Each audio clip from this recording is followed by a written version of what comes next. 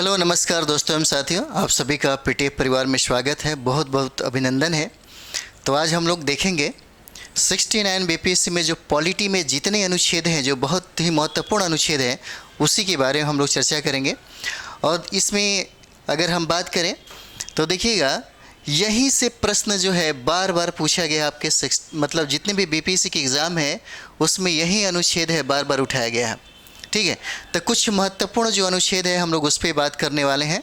और क्या क्या है महत्वपूर्ण अनुच्छेद, तो आइए हम लोग बात करते हैं। अगर आप इसको अच्छा से एक बार देख लेते हैं तो समझिए कि आपका अनुच्छेद से प्रश्न बिल्कुल नहीं छूटने वाला है। निश्चित तौर पे अनुच्छेद से जब भी प्रश्न आएगा तो समझिए कि आपको यहाँ से बन जाएगा। तो चलिए एक रिवाइज के तौर पे हम लोग देखते हैं। तो पहला क्वेश्चन देखिएगा। पहला क्वेश्चन कहता है यहाँ पे, देखिए पहला क्वेश्चन की अगर बात हो जाए तो यहाँ पे कह रहा है पहला क्वेश्चन कि संविधान के किस अनुच्छेद में, कहता है कि संविधान के किस अनुच्छेद में सर्वोच्च न्यायालय की स्थापना और गठन का उल्लेख किया गया है। कहता है कि बताइए संविधान के किस अनुच्छेद में, किस आर्टिकल में सर्वोच्च न्यायालय की स्थापना और गठन का उल्लेख है, इसका वर्णन किया गया है। तो ये हो जाएगा अनुच्छेद 124 में इसका वर्णन किया गया है। किस में किया गया? इसका वर्णन 124 आर्टिकल अनुच्छेद में किया गया है। ठीक है, चलिए अगला देखते हैं हम लोग।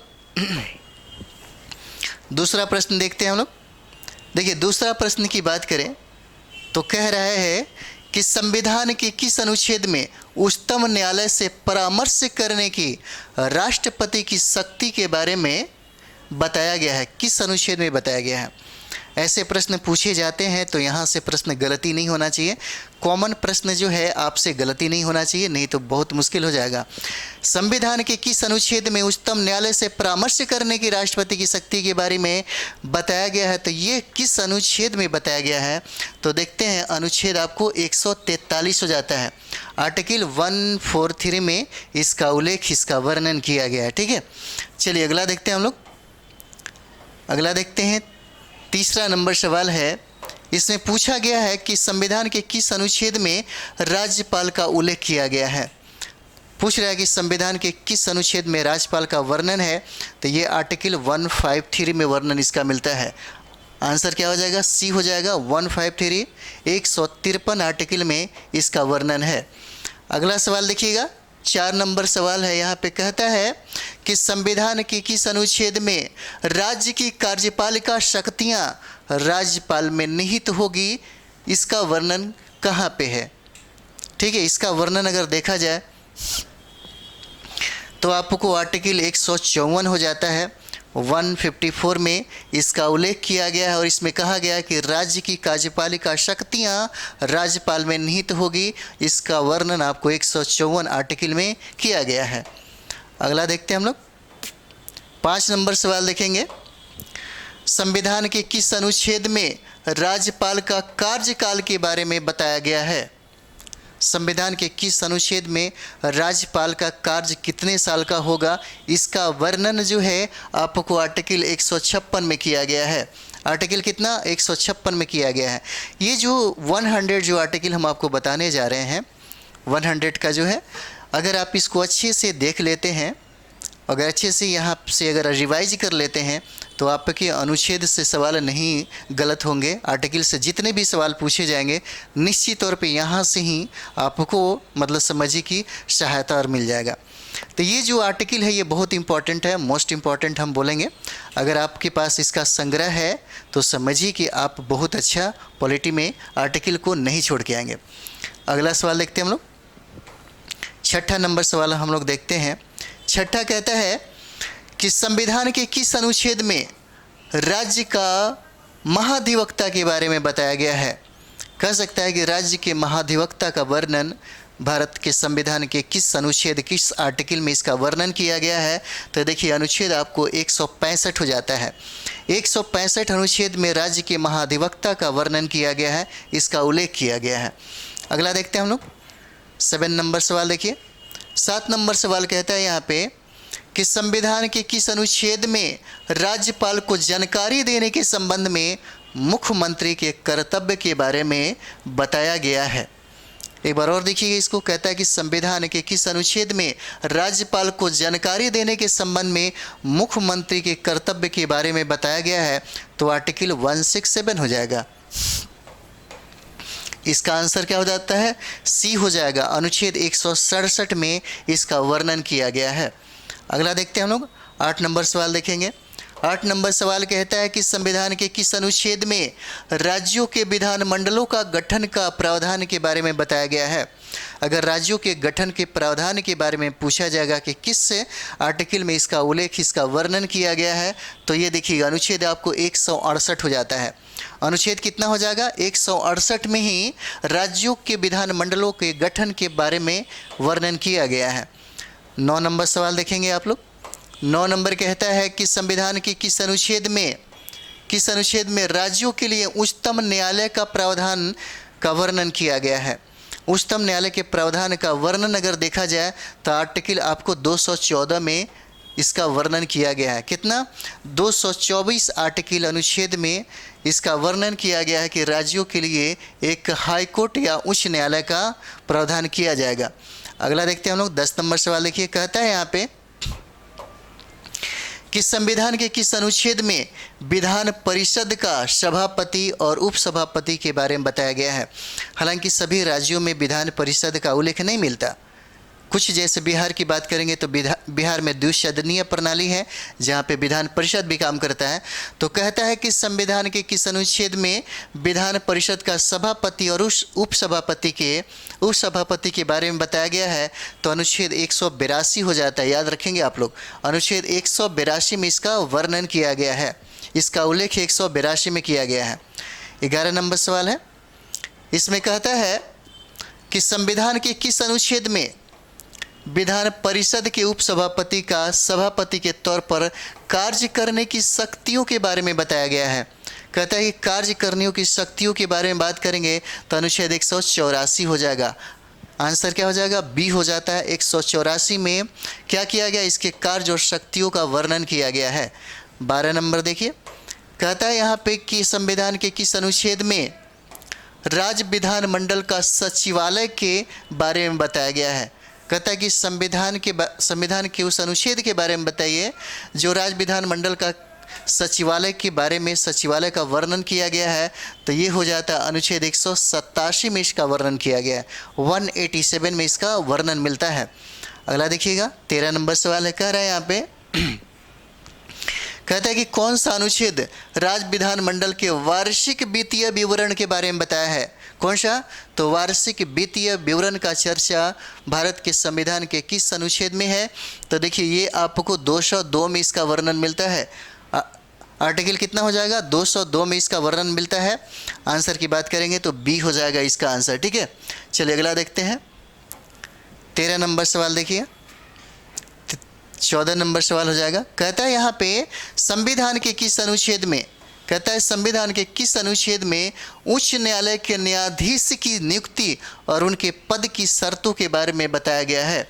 क्या कहता है? संविधान के किस अनुच्छेद में उच्च न्यायालय के न्यायाधीश की नियुक्ति और उनके पद की शर्तें के बारे में क्या किया गया है? बताया गया है। ये आर्टिकल 217 हो जाएगा। आर्टिकल 217 में इसका नियुक्ति और उनके पद की जो शक्तियाँ हैं, जो शर्तें हैं, उसके बारे में 217 अनुच्छेद आर्टिकल में चर्चा किया गया है। अगला सवाल देखते हैं हम लोग, 15 नंबर सवाल देखेंगे। यहाँ पे कहता है कि संविधान के किस अनुच्छेद में 2 या अधिक राज्यों के लिए एक ही उच्च न्यायालय की स्थापना के बारे में बताया गया है? कभी कभी आप देखते हैं कि मतलब एक से अधिक जो राज्य होते हैं उनका एक ही न्यायालय होता है। तो पूछ रहा है कि एक ही मतलब अधिक राज्यों के लिए एक ही उच्च न्यायालय की स्थापना के बारे में किस आर्टिकल में, किस अनुच्छेद में इसका वर्णन है? तो ये देखिए 231 अनुच्छेद जो है इसमें उसका वर्णन किया गया है। अगला सवाल देखते हैं हम लोग, 16 नंबर सवाल है। कहता है कि संविधान के किस अनुच्छेद में भारत की संचित निधि का उल्लेख है? कहता है कि बताइए संचित निधि का उल्लेख कहाँ पे है? संविधान के किस अनुच्छेद में भारत की संचित निधि का उल्लेख है? अनुच्छेद 266 हो जाएगा। आर्टिकल कितना? 266 में संचित निधि का वर्णन किया गया है। 17 नंबर देखिए, कहता है यहाँ पे कि संविधान के किस अनुच्छेद में वित्त आयोग का उल्लेख मिलता है।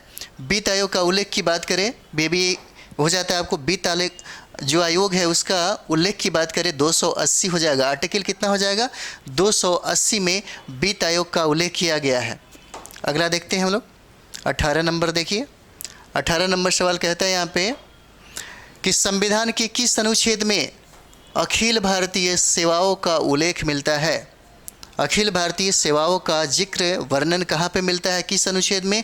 तो ये देखिएगा आर्टिकल आपको 312 हो जाता है। आंसर ये हो जाता है 312 अनुच्छेद में अखिल भारतीय सेवाओं का वर्णन मिलता है। अगला देखिएगा 19 नंबर सवाल कहता है यहाँ पे कि संविधान के किस अनुच्छेद में संघ और राज्यों के लिए लोक सेवा आयोग, कौन सा लोक सेवा आयोग का उल्लेख मिलता है।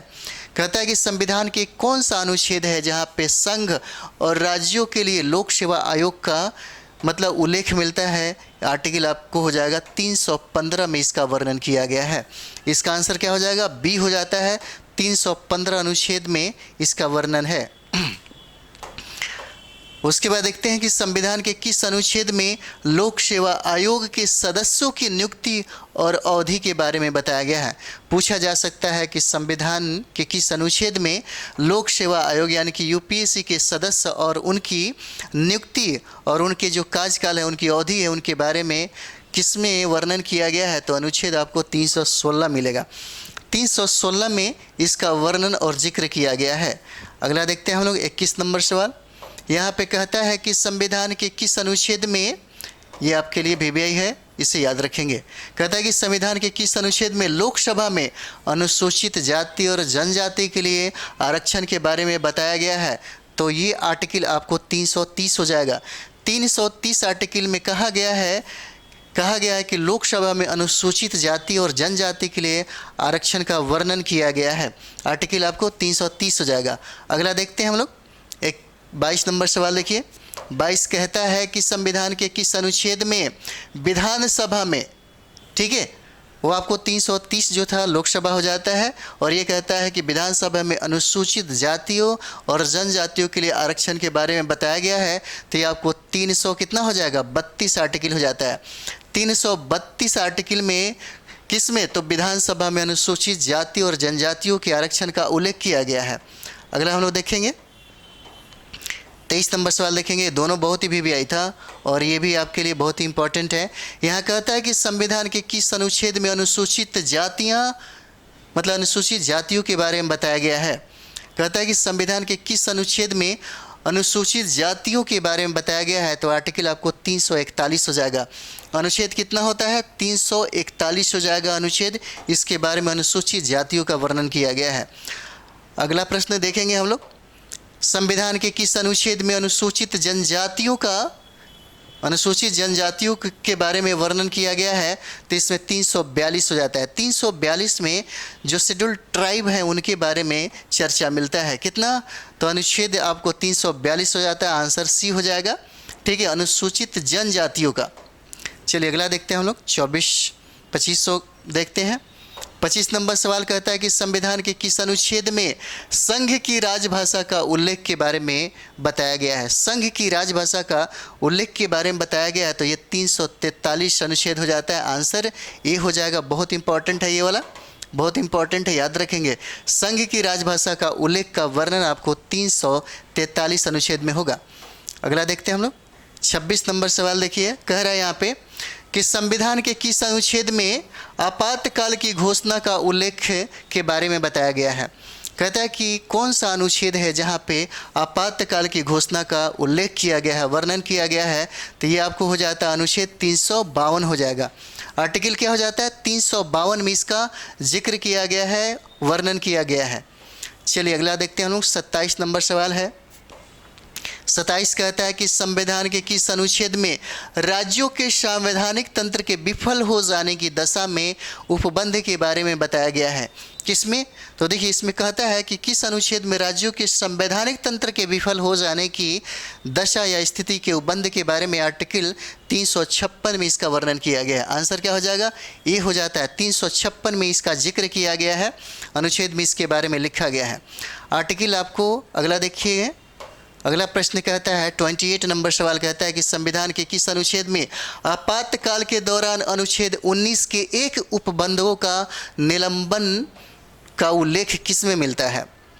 जब आपातकाल लागू होता है तो आर्टिकल आपके पास जो 19 है, जो आपको बहुत सारा अधिकार देता है, कहता है कि कुछ समय के लिए जब तक ये लागू रहता है तब तक क्या हो जाता है, आपका हक और अधिकार इसके तहत गौण हो जाती है, ख़त्म हो जाती है। इसका निलंबन का जो उल्लेख है आपको 358 अनुच्छेद में किया गया है। कितना आर्टिकल आपको 358 में किया गया है। इसका आंसर क्या हो जाता है, बी हो जाता है। ठीक है, चलिए अगला देखते हैं हम लोग।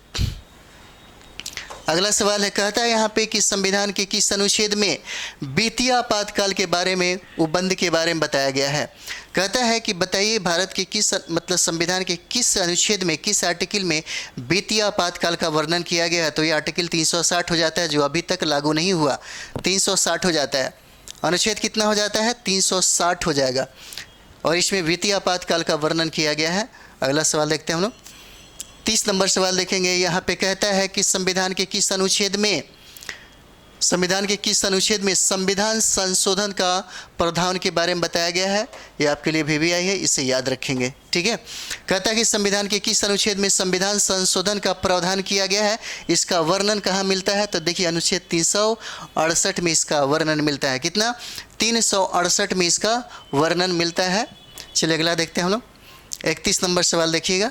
31 कहता है कि बताइए संविधान के किस अनुच्छेद में भारत के बाहर रहने वाले प्रवासियों के नागरिक के अधिकार के बारे में किस अनुच्छेद में बताया गया है।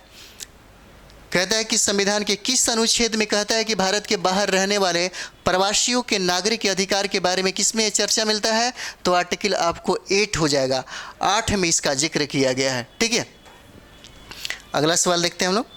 32 नंबर सवाल देखिए। कहता है यहाँ पे कि संविधान के किस अनुच्छेद में धर्म, जाति, लिंग, जन्म स्थान आदि के आधार पर भेदभाव नहीं होगा के बारे में वर्णन कहाँ पे होगा। जब आप फंडामेंटल राइट्स पढ़ते हैं तो उसमें ये सब चीज़ मिल जाएगा। फंडामेंटल राइट्स में 12 से लेकर के 35 तक जो वर्णन किया गया है, ये भाग 3 में वर्णन इसका है। आप इसको एकदम कंठस्थ याद कर लीजिए, यहाँ से प्रश्न पूछे ही जाते हैं, निश्चित तौर पे पूछे ही जाते हैं। ठीक है, तो संविधान के किस अनुच्छेद में कहता है कि धर्म, जाति, लिंग, जन्म स्थान के आधार पर भेदभाव नहीं होगा, इसका वर्णन कहाँ पे है। तो आपको अनुच्छेद 15 में इसका जिक्र किया गया है, इसका वर्णन, इसका उल्लेख किया जाता है अनुच्छेद 15 में।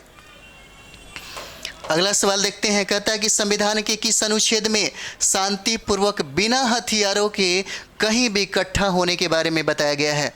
कहता है कि बताइए अनुच्छेद किस में, यानी कि शांतिपूर्ण बिना हथियारों के कहीं पर भी इकट्ठा होने के बारे में आपको आर्टिकल 19 के बी में इसका वर्णन किया गया है।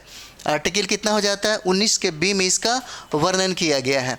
चलिए अगला देखते हैं हम लोग। 34 नंबर सवाल देखिए। कहता है यहाँ पे कि संविधान के किस अनुच्छेद में देश के किसी भी भाग में आने जाने की स्वतंत्रता के बारे में वर्णन है। जैसे भारत के किसी भी कोना में आप आ सकते हैं, जा सकते हैं, इसका वर्णन संविधान के किस अनुच्छेद में है। तो देखिएगा ये आर्टिकल आपको 19 के डी में इसका वर्णन हो जाता है, बी आंसर हो जाएगा।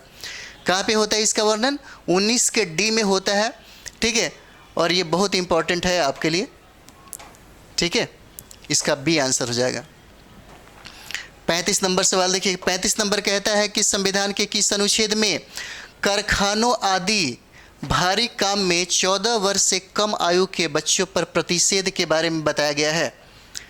किस अनुच्छेद में कहा गया है कि 14 वर्ष से कम बच्चों को किसी भी कारखाने में मतलब आपको नियुक्त नहीं किया जाएगा। अगर नियुक्त करते हैं तो आप दंड के भागीदार हो जाते हैं। इसका आर्टिकल जो है 24 में इसका वर्णन किया गया है। अनुच्छेद आपको 24 में आंसर सी हो जाता है, इसमें इसका वर्णन मिलता है। अगला हम लोग देखते हैं 36 नंबर सवाल देखिए। कहता है यहाँ पे 36 कहता है कि संविधान के किस अनुच्छेद में मौलिक अधिकार लागू करने संबंधी प्रावधान के बारे में बताया गया है। कहता है कि संविधान के किस अनुच्छेद में मौलिक अधिकार लागू करने संबंधी प्रावधान के बारे में बताया गया है। तो आर्टिकल आपको 35 हो जाएगा। कौन सा, तो आर्टिकल आपको 35 आंसर ए हो जाता है। ठीक है, चलिए अगला देखते हैं हम लोग।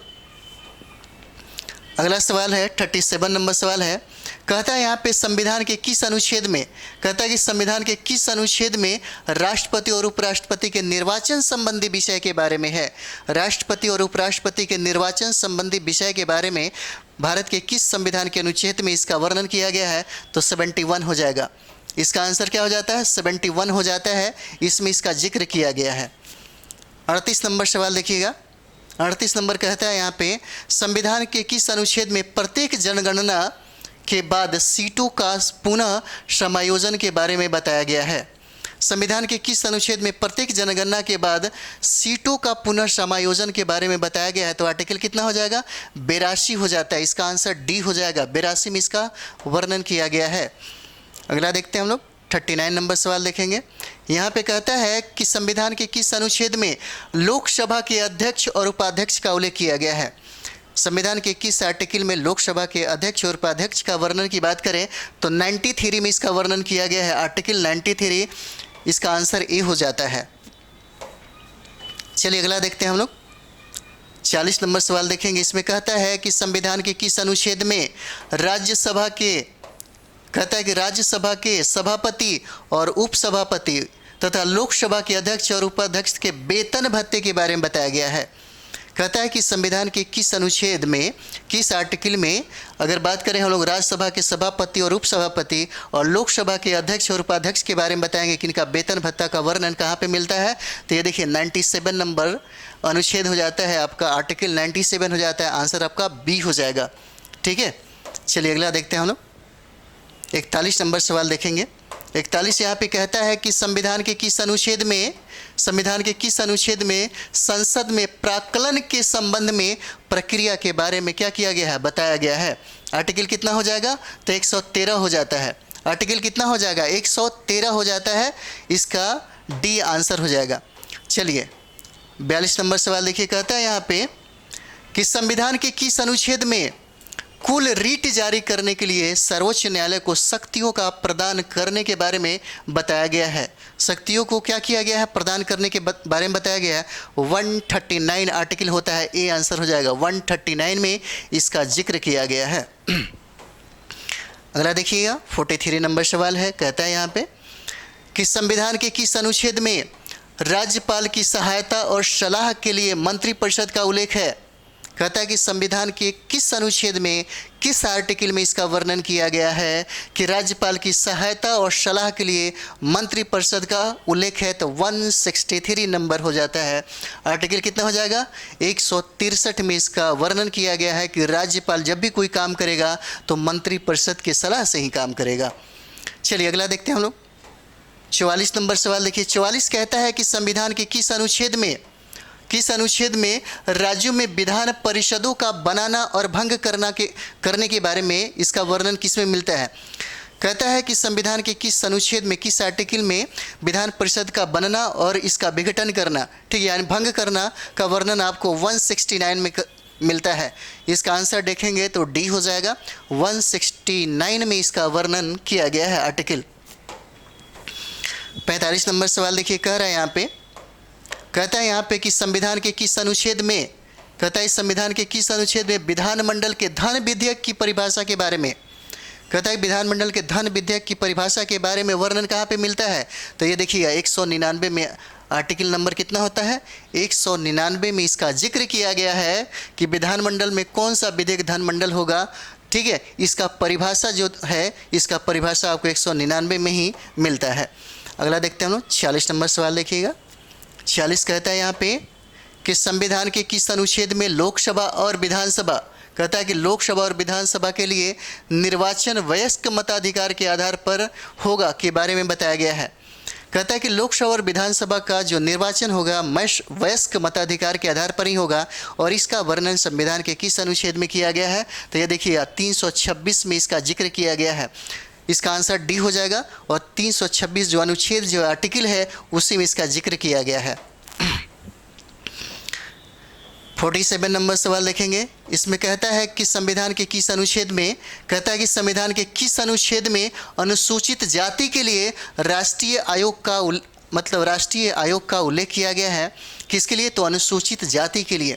आर्टिकल आपको कितना होगा? 338 हो जाता है। अनुच्छेद आपको 338 हो जाता है। आंसर सी हो जाएगा। कितना? तो 338 में इसका उल्लेख किया गया है। अगला देखते हैं हम लोग 48 नंबर सवाल देखेंगे। 48 कहता है कि संविधान के किस अनुच्छेद में राज्यों की सीमा और नाम में परिवर्तन का प्रावधान किसमें किया गया है? अगर संविधान की अनुच्छेद की बात करें तो राज्यों की सीमा और नाम में परिवर्तन का उल्लेख अगर देखा जाए तो किस आर्टिकल में है? तो आपको अनुच्छेद 3 में इसका वर्णन मिलता है। किस में? तो आर्टिकल 3 में वर्णन मिलता है। आंसर आपको सी हो जाएगा। अगला देखते हैं हम लोग 49 नंबर सवाल देखिए। कहता है यहाँ पे कि संविधान के किस अनुच्छेद में बोलने की स्वतंत्रता का, ठीक है, कहता है कि बताइए संविधान के किस आर्टिकल में बोलने की स्वतंत्रता, अभिव्यक्ति की स्वतंत्रता के बारे में बताया गया है? तो ये आर्टिकल आपको कितना हो जाएगा? 19 के ए में है। ठीक है, 19 के ए में आपको बोलने की स्वतंत्रता, अभिव्यक्ति की स्वतंत्रता का अधिकार आपको प्राप्त है। 50 नंबर सवाल देखते हैं। 50 कहता है यहाँ पे कि संविधान के किस अनुच्छेद में संसद में प्रयोग की जाने वाली भाषा, कहता है कि संविधान के किस अनुच्छेद में संसद में प्रयोग की जाने वाली भाषा के बारे में बताया गया है? तो ये आपका वर्णन 120 आर्टिकल में मिलेगा। 120 अनुच्छेद में संसद में प्रयोग की जाने वाली भाषा का वर्णन किया गया है। अगला हम लोग देखेंगे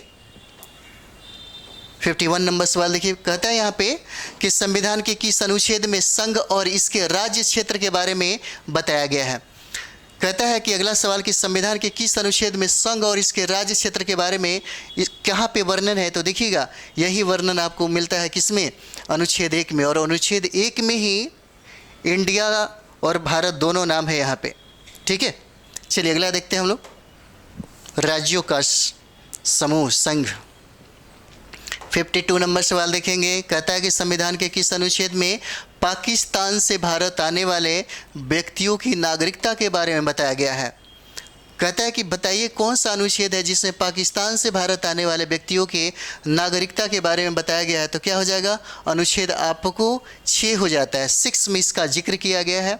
इसका वर्णन आपको 6ठा अनुच्छेद में है। चलिए अगला देखते हैं हम लोग 53 नंबर देखेंगे। 53 नंबर देखिए। कहता है यहाँ पे कि संविधान के किस अनुच्छेद में कानून के समक्ष समता, देखिए कहता है कि कानून के समक्ष समानता के बारे में बताया गया है। संविधान का कौन सा आर्टिकल है जहाँ पे कानून के समक्ष जो समानता का अधिकार है वो देता है? आर्टिकल आपको 14। ठीक है, इसका आंसर क्या हो जाएगा? बी हो जाता है। अनुच्छेद 14 में इसका वर्णन किया गया है कि कानून के सामने सभी लोग बराबर है, सभी समान है। 54 नंबर सवाल देखेंगे। कहता है कि संविधान के किस अनुच्छेद में अस्पृश्यता का अंत के बारे में बताया गया है? ये बहुत ही वीवीआई है, ये बार बार बीपीएससी में पूछा गया है। कहता है कि अस्पृश्यता के अंत के बारे में आर्टिकल आपको 17 में इसका वर्णन किया गया है। ठीक है, इसका उल्लेख जो है आर्टिकल 17 में किया गया है। चलिए अगला देखते हैं हम लोग 55 नंबर सवाल देखेंगे। 55 कहता है कि संविधान के किस अनुच्छेद में उपाधियों का अंत के बारे में बताया गया है? उपाधियों के अंत के बारे में देखिएगा आर्टिकल आपको 18 में जिक्र किया गया है। अनुच्छेद आपको कितना हो जाएगा? 18 हो जाता है। आंसर आपका क्या हो जाता है? डी हो जाएगा। अगला देखते हैं हम लोग 56 नंबर सवाल देखिए। कहता है यहाँ पे कि संविधान के किस अनुच्छेद में रिट संबंधित प्रावधान के बारे में वर्णन किया गया है? कहता है कि संविधान के किस अनुच्छेद में रिट संबंधी प्रावधान कहाँ पे मिलता है? आर्टिकल आपको 32 से मिलता है। आंसर क्या हो जाएगा? डी हो जाएगा। 32 में ही रिट जो 5 प्रकार का रिट है उसी के बारे में आपको वर्णन मिलेगा। चलिए अगला देखते हैं हम लोग 57 नंबर सवाल देखिए। 57 नंबर सवाल देखेंगे कि संविधान के किस अनुच्छेद में, कहता है कि संविधान के किस अनुच्छेद में ग्राम पंचायतों के गठन का प्रावधान है? ये महात्मा गांधी का एक सपना था ग्राम पंचायत का। ठीक है, तो पंचायतों के गठन के प्रावधान के बारे में देखेंगे तो अनुच्छेद आपको कहाँ पे मिलेगा? 40 में मिलेगा। अनुच्छेद कहाँ पे मिलता है? तो इसका ग्राम पंचायत का उल्लेख आपको अनुच्छेद 40 में मिल जाता है। ठीक है, अगला सवाल देखते हैं हम लोग 58 नंबर सवाल देखिए। 58 नंबर सवाल कहता है कि संविधान के किस अनुच्छेद में समान नागरिक संहिता लागू करने का प्रावधान के बारे में बताया गया है? कहता है कि संविधान के किस अनुच्छेद में समान नागरिक संहिता लागू करने का प्रावधान के बारे में वर्णन कहाँ पे मिलता है? तो देखिए अनुच्छेद आपको कितना है? 44 हो जाता है। राज्य के नीति निर्देशक तत्व जो है 36 से 51 में इसका वर्णन किया गया है। 36 से 51 में इसी के सब संबंधित आपको 36 से 51 भी अगर आप याद कर लेते हैं, राज्य के नीति निर्देशक तत्व और फंडामेंटल राइट्स के जितने भी आर्टिकल हैं, तो प्रश्न बहुत ही ज़्यादा बन जाता है, छूटने की संभावना कम रहती है। ठीक है, तो अनुच्छेद कितना हो जाता है? 44 हो जाता है। चलिए अगला देखते हैं हम लोग। 59 नंबर सवाल देखते हैं। 59 नंबर सवाल कहता है कि संविधान के किस अनुच्छेद में कार्यपालिका और न्यायपालिका के कार्य विभाजन के बारे में बताया गया है? कहता है कि कार्यपालिका और ये जो कार्यपालिका है और न्यायपालिका के कार्य विभाजन जो है उसके बारे में आपको उल्लेख अनुच्छेद 50 में मिलेगा। आंसर क्या हो जाता है? डी हो जाता है। आर्टिकल आपको 50 हो जाएगा। ठीक है, चलिए अगला देखते हैं हम लोग। 60 नंबर सवाल देखते हैं। यहाँ पे कहता है कि संविधान के किस अनुच्छेद में भारत के राष्ट्रपति का उल्लेख है? भारत के राष्ट्रपति का उल्लेख कहाँ पे मिलता है? किस अनुच्छेद में भारत के राष्ट्रपति का उल्लेख है? तो 52 में मिलेगा। अनुच्छेद क्या हो जाता है? 52 हो जाएगा। आंसर सी हो जाता है। 52 में भारत के राष्ट्रपति का जिक्र किया गया है। अगला सवाल है 61 नंबर देखेंगे। कहता है कि संविधान के किस अनुच्छेद में संघ की कार्यपालिका संबंधी शक्तियाँ राष्ट्रपति में निहित होगी? किस अनुच्छेद में इसका वर्णन किया गया है? कहता है कि संघ की कार्यपालिका जो शक्तियां होती हैं वो भारत के राष्ट्रपति में निहित होगी। इसके बारे में वर्णन आपको अनुच्छेद 53 में मिलता है। कितना? तो अनुच्छेद 53 में मिलता है। आपका आंसर क्या हो जाएगा? बी हो जाता है। अगला देखते हैं 62 नंबर सवाल देखिए। कहता है यहाँ पे संविधान के किस अनुच्छेद में, कहता है कि संविधान के किस अनुच्छेद में राष्ट्रपति के निर्वाचन मंडल के बारे में बताया गया है? कहता है कि संविधान के किस अनुच्छेद में राष्ट्रपति के निर्वाचन मंडल के बारे में बताया गया है? आर्टिकल आपको 54 हो जाएगा। इसका आंसर क्या हो जाता है? डी हो जाएगा। कौन सा? तो अनुच्छेद 54 में इसका जिक्र किया गया है। अगला सवाल देखिएगा 63 नंबर सवाल है। कहता है यहाँ पे कि संविधान के किस अनुच्छेद में राष्ट्रपति के कार्यकाल का उल्लेख है? कौन सा? तो राष्ट्रपति के कार्यकाल का उल्लेख कहाँ पे मिलता है? राष्ट्रपति के कार्यकाल की बात किया जाए तो इसका जिक्र आपका उल्लेख जो वर्णन है 56 में मिलेगा। अनुच्छेद 56 में आंसर ए हो जाएगा। किससे मिलता है? तो 56 में मिलता है। ठीक है, अगला देखते हैं हम लोग 64 नंबर सवाल देखेंगे। 64 कहता है कि संविधान के किस अनुच्छेद में राष्ट्रपति पर महाभियोग संबंधी प्रावधान के बारे में बताया गया है? राष्ट्रपति पर महाभियोग किस अनुच्छेद के अंतर्गत लगाया जाएगा? तो 61 हो जाएगा। आंसर क्या हो जाता है? 61 हो जाएगा अनुच्छेद। आंसर ई हो जाएगा। ठीक है, आर्टिकल 61 में ही जिक्र किया गया है कि भारत के राष्ट्रपति के ऊपर महाभियोग लगाया जाएगा। चलिए अगला देखते हैं हम लोग। 65 नंबर सवाल है।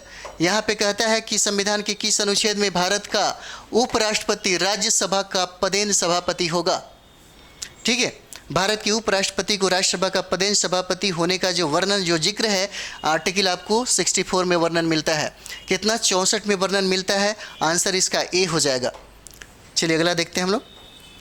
66 नंबर देखेंगे। इसमें कहता है कि संविधान के किस अनुच्छेद में आपातकाल के दौरान भाग 3 पर निलंबन के बारे में बताया गया है?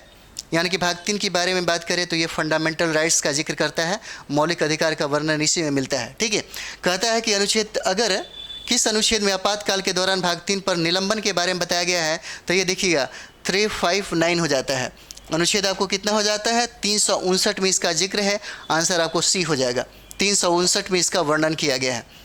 अगला देखते हैं 67 नंबर सवाल देखिए। कहता है कि संविधान के किस अनुच्छेद में राष्ट्रपति द्वारा क्षमादान की शक्ति के बारे में बताया गया है? कौन सा?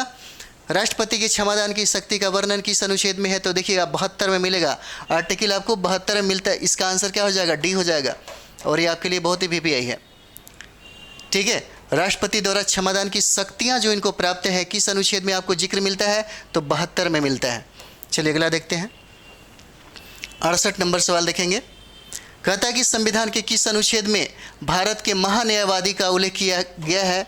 ये याद रख लीजिएगा, बहुत बार प्रश्न पूछा गया है बीपीसी में।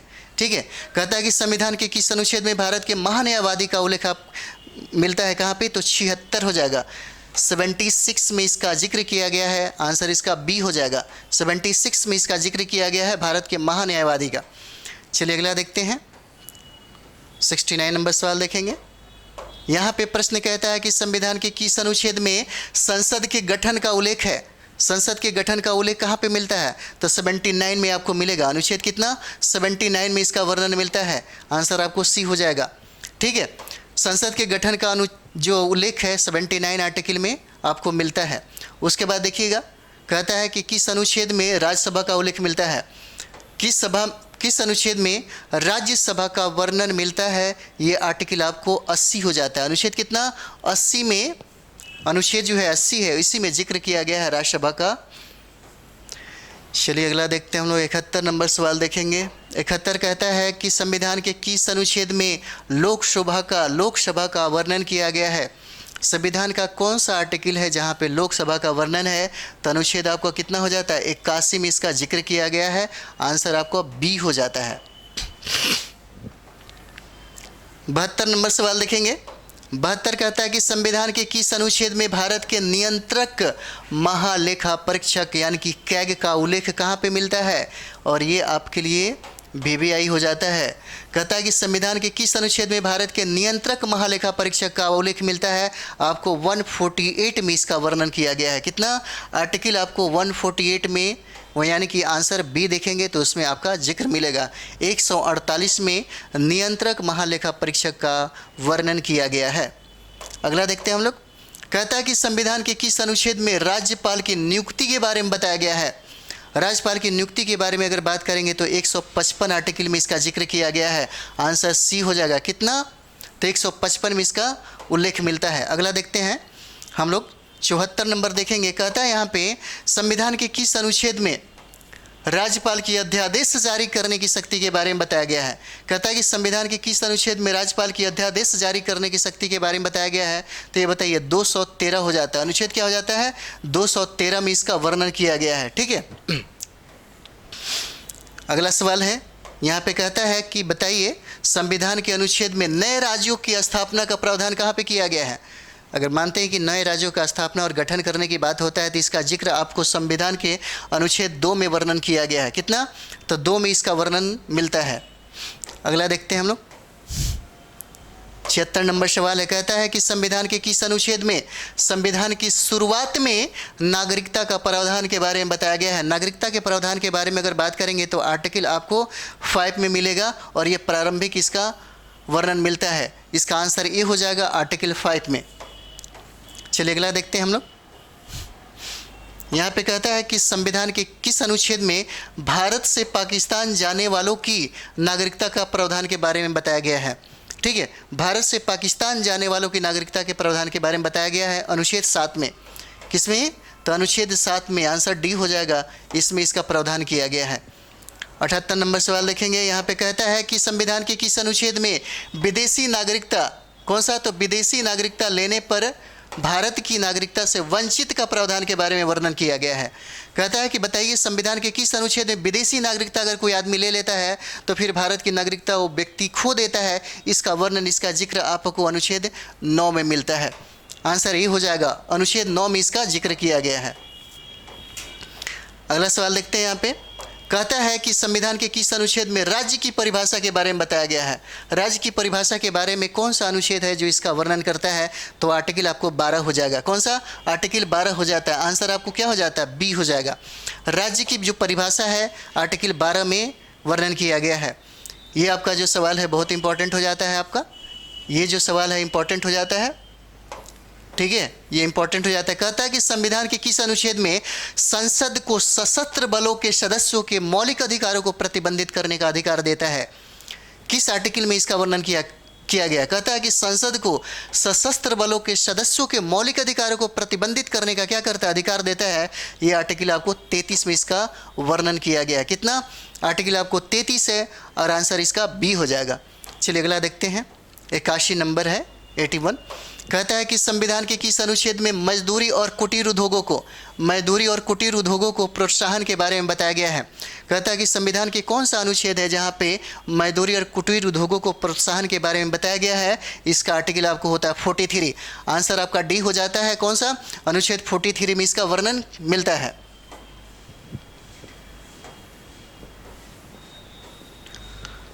अगला हम लोग देखते हैं। संविधान के किस अनुच्छेद में महत्वपूर्ण स्थानों और वस्तुओं का संरक्षण के बारे में बताया गया है?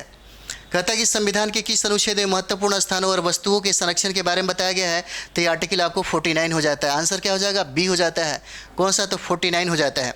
हमारे यहाँ अगर बात करें हम लोग तो मेंस पे सबसे ज़्यादा फोकस करते हैं, और मेंस ही समझिए कि अगर ऑफिसर आप बनना चाहते हैं तो जिसका मेंस अच्छा होता है वही ऑफिसर बनता है। और मेन को कंप्लीट करने के लिए देखिए पीटी की तैयारी आपको मेन से अगर करते हैं तो सबसे बेहतर होता है।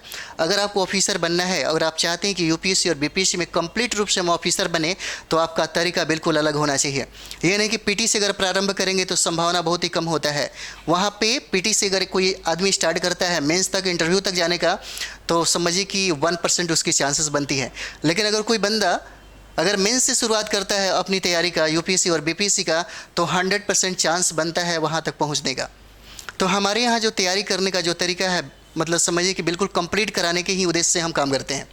और हमारे इंस्टीट्यूट की अगर बात करें तो देखिएगा, अगर नए स्टूडेंट हो जाते हैं तो नए स्टूडेंट पे कुछ खास उन पे ध्यान दिया जाता है। जैसे हम बात करें तो बहुत ऐसे स्टूडेंट होते हैं बिहार बैकग्राउंड, अगर देखेंगे कॉलेज यूनिवर्सिटी जो है वो बहुत ही समझिए कि नॉर्मल होता है, कभी कॉलेज जाते नहीं हैं और एकेडमिक भी उनका अच्छा नहीं होता है। तो इस उद्देश्य से क्या होता है कि उनका जो बेस है बहुत ही कमज़ोर होता है। उनको सबसे पहले क्या पढ़ना चाहिए, किस पे ध्यान देना चाहिए, कम से कम 4-5 महीनों में क्या करना चाहिए ताकि वो अपना लेवल को प्राप्त कर सके। उसी लेवल पे हम लोग काम करते हैं ताकि वो बंदा कम से कम ऑफिसर बन सके, और हम लोग कम्प्लीटली इसी पे काम करते हैं। अगर बात करें हम लोग तो देखेंगे 67 में जब हमारे यहाँ से रिजल्ट आएगा तो पटना के आपको देखेंगे, पटना का सबसे बेहतरीन रिजल्ट आपको यहीं से आएगा। मैं अभी बता रहा हूँ, आज और कल में आपको रिजल्ट आने वाला है, आप खुद पता कर सकते हैं। ठीक है, बस हम ये नहीं कह रहे हैं, लेकिन हम इतना ज़रूर बता रहे हैं कि रिजल्ट हम इसका मतलब संभावना क्यों है, हम आपको रिजल्ट के बाद आपको जिक्र करके बताएंगे।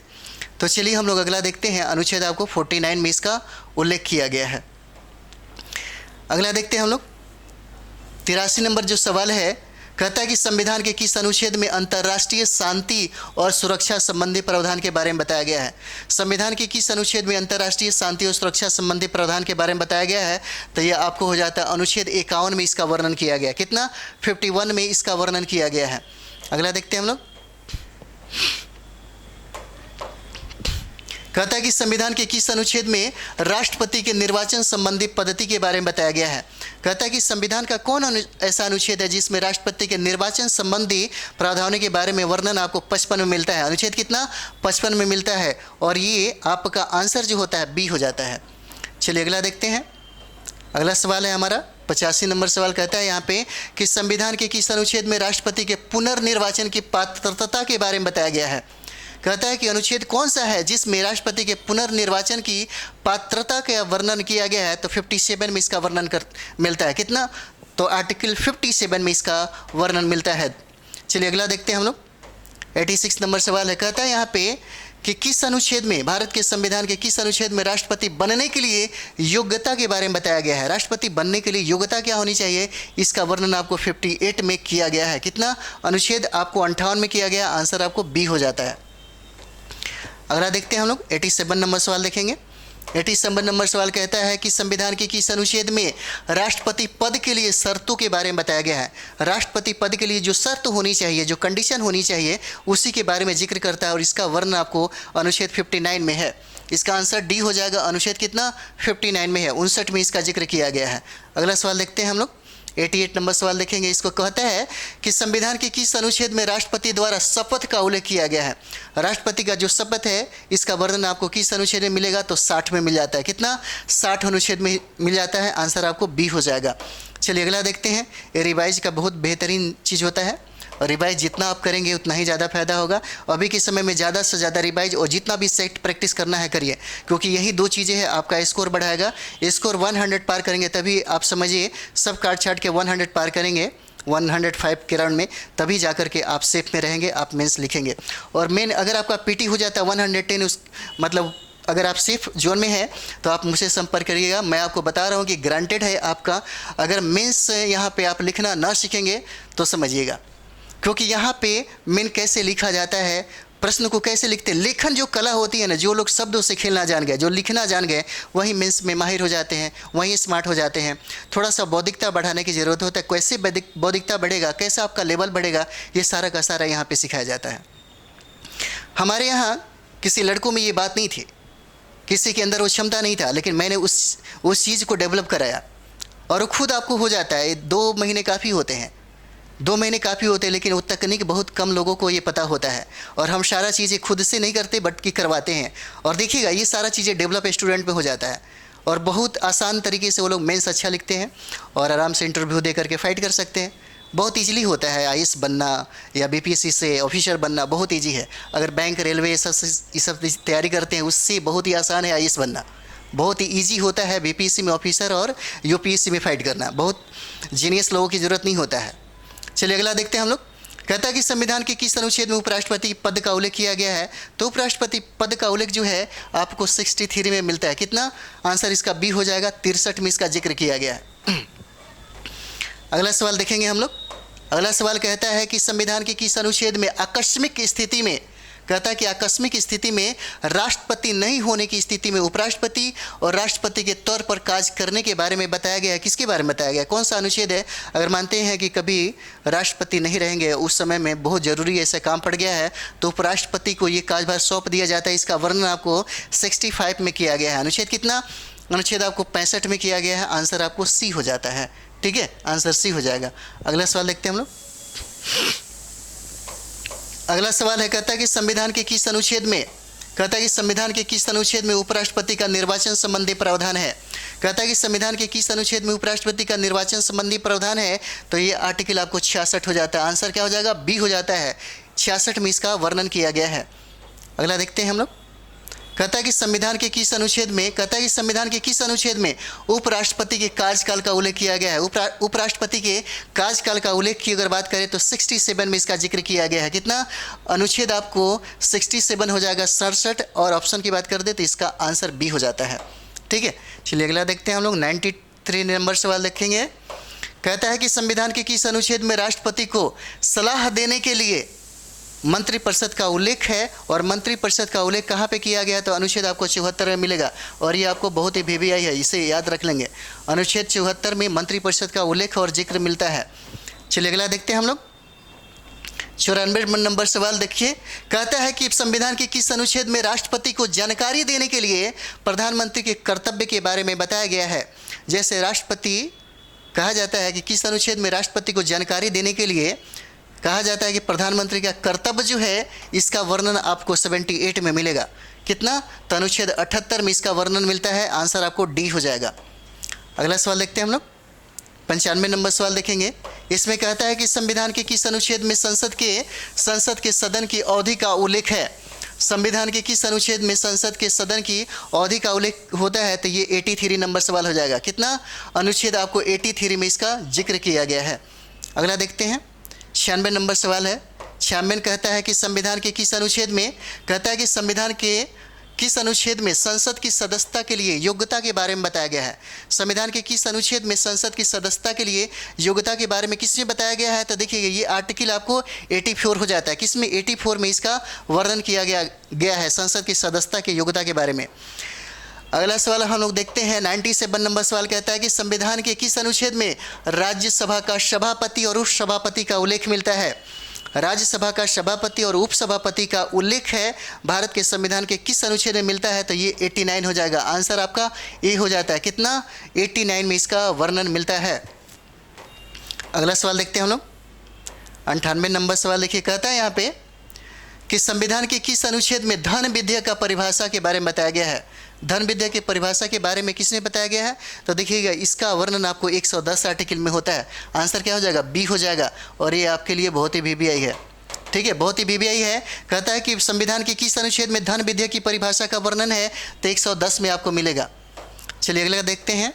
99 नंबर सवाल देखिए। कहता है यहाँ पे कि संविधान के किस अनुच्छेद में वार्षिक वित्तीय विवरण बजट के बारे में, वार्षिक वित्तीय विवरण बजट के बारे में किस में उल्लेख किया गया है? कौन सा आर्टिकल है जिसमें इसका जिक्र किया गया है? तो 112 हो जाएगा। अनुच्छेद कितना हो जाता है? 112। आंसर क्या हो जाएगा? ए हो जाएगा। 112 में बजट का प्रावधान किया गया है। इस सेशन का अंतिम जो सवाल है, अंतिम सवाल है, ये देखेंगे आप लोग।